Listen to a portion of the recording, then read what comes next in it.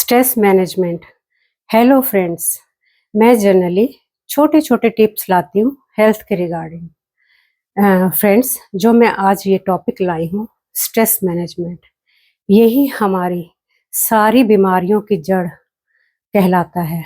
अगर हमारी ज़िंदगी जो है वो चार पहलुओं पे चलती है। पहला पहलू है मैं तो जीतूंगा, तुम्हें हराऊंगा।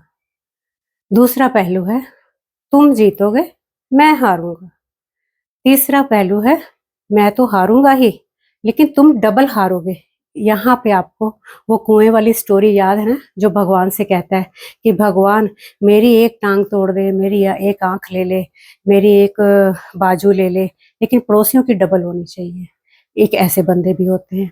लेकिन एक ऐसा पहलू है जिसमें हम बोलेंगे विन विन, जिसमें हम सोचेंगे भाई तेरा भी फायदा हो, भाई मेरा भी फायदा हो। ऐसा नहीं कि मैं जो भी काम करूं सिर्फ तेरा ही फायदा हो, जो भी काम करूं बस मेरा ही फायदा हो। सिर्फ एक बंदे के ऊपर मत सोचे। इस पे एक मुझे स्टोरी याद आती है। वो स्टोरी ये है कि एक बहुत बुजुर्ग दंपति रहते थे। वो हमेशा लड़ते रहते थे। चिक चिक चिक चिक छोटी छोटी बातों को लेकर होती रहती थी। तो एक दिन वो अंकल या वो दंपति, हस्बैंड उसका, वो घर छोड़ के चला गया। अब वो लेडी अकेली रह गई। वो सोच रही है अब मैं अकेली क्या करूं।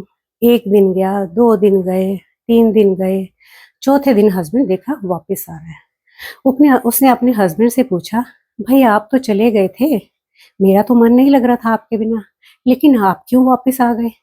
तो उसका हस्बैंड कहता है कि भाई जिस बात को मैं लेकर तुझे छोड़ के चला गया था, मुझे तो वो बाहर भी करनी पड़ रही है।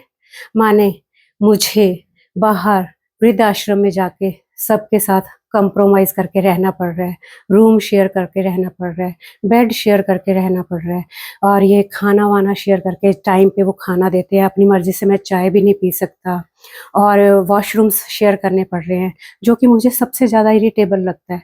इसलिए मैंने सोचा जब बाहर मैंने सबके साथ शेयर करना है तो मैं अपने घर क्यों ना जाऊं। भाई मेरी बीवी तो बहुत अच्छी है। मैंने बहुत इस पे सोचा। भाई वो तो सिर्फ एक मुझे अखबार उठाने रख इधर उधर रखने पे मना करती है ना। वो तो मुझे यही कहती है ना, यहाँ ड्राइंग रूम वाली स्पेस पे गंद मत डालो। भाई मैंने खाना बना लिया है, मैं थक गई हूँ, थोड़ा सा मुझे आराम करना है, आप खाना डालो। तो इतना सही है ना, मुझे करना पड़ रहा है। मेरी तो राजे जैसी जिंदगी है, मुझे तो यहाँ पे कुछ भी नहीं करना पड़ता। मैं फिर भी अपनी बीवी से नाराज रहता था। उसका रीजन ये है फ्रेंड्स, क्योंकि हम लोगों का बॉर्न और बॉटअप ही ऐसा हुआ है कि हम जेंट्स को बहुत ऊपर रखते हैं और लेडीज हमेशा उनके आगे हाथ। आज जमाना ये आ गया कि हम सब एक दूसरे के साथ हाथ से हाथ मिला के चले, हम भी खुश रहें, हमारे घर वाले भी खुश रहें, और हमारे बच्चे भी खुश रहें, और हम सबके लिए एक एग्जाम्पल बन जाए। हम आज की डेट में जो बच्चे हैं हमारे, वो सबसे ज़्यादा पढ़े लिखे हैं। ऐसा नहीं कि वो हमारी माओ के जैसे उनको कुछ आता ही नहीं था पढ़ना, उनको हिंदी नहीं पढ़नी आती थी, उनको पंजाबी नहीं पढ़नी आती, अगर आती थी तो उनको समझ नहीं थी कि हम बाहर निकल के किसके साथ क्या बात करें, कैसे डील करें।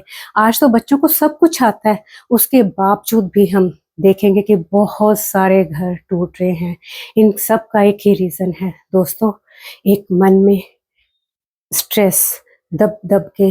मैंने कहा खाना बना लो या खाना डाल दो, उसने कहा नहीं भी मैं तो खाना नहीं डालूंगा।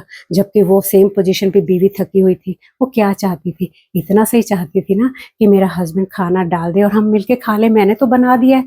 या फिर कई बार ऐसा होता है कि हस्बैंड ऑफिस गया होता है और घर वापस आता है, तो उसकी जो बीवी है वो सारा दिन, काम वाला नहीं आता, सारा दिन काम करती रहती है, और घर में जब हस्बैंड आता है तो वो जो बात चाहती है कि मेरे हस्बैंड मेरे से दो बातें करे, दो मीठी बातें मेरे सुने। अरे जी काम वाला नहीं आया, अजी उसने मुझे बहुत तंग किया। तो उसका हस्बैंड बोलता है अच्छा भाई उसको चेंज कर देते हैं। अरे उसको ये नहीं चाहिए, उसको तुम्हारी सिंपैथी चाहिए।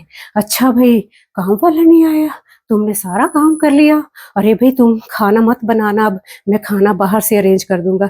वो जैसे ही सुनेगी ना कि मेरा हस्बैंड इतना मेरी केयरिंग है, मेरे लिए खाना बाहर से मंगवा देगा, वो कहेगी नहीं नहीं आपको खाना बाहर से मंगवाने की जरूरत नहीं है, मैंने तो खाना पहले से ही बना के रखा है। तो फिर वो हस्बैंड सोचेगा अरे भाई वो चाहती क्या है, अरे भाई वो सिर्फ आपसे दो बोल सिंपैथी के जाते हैं।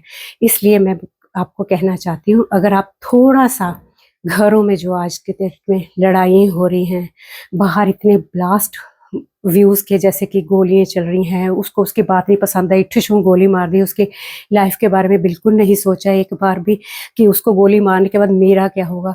इन सब बातों पे अगर हमने थोड़ा सा भी, तिनका भी गौर करना शुरू कर दिया तो हमारा हिंदुस्तान सबसे बड़ा एक सबक बन जाएगा ह्यूमैनिटी का।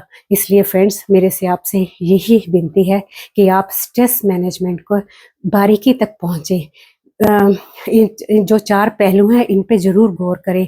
हमेशा विन और लूज, लूज विन और लूज, मतलब कि सामने वाला भी जीते, मैं भी जीतूं, इस पॉलिसी पे काम करना, ना कि मैं जीतूं तू हार, तू जीते मैं हारूं, या मैं तो हार जाऊंगा लेकिन तुझे नहीं जीतने दूंगा। इस पॉलिसी को अगर हम छोड़ के जिएंगे ना, तो ये जिंदगी, ये दुनिया हमारी स्वर्ग बन जाएगी।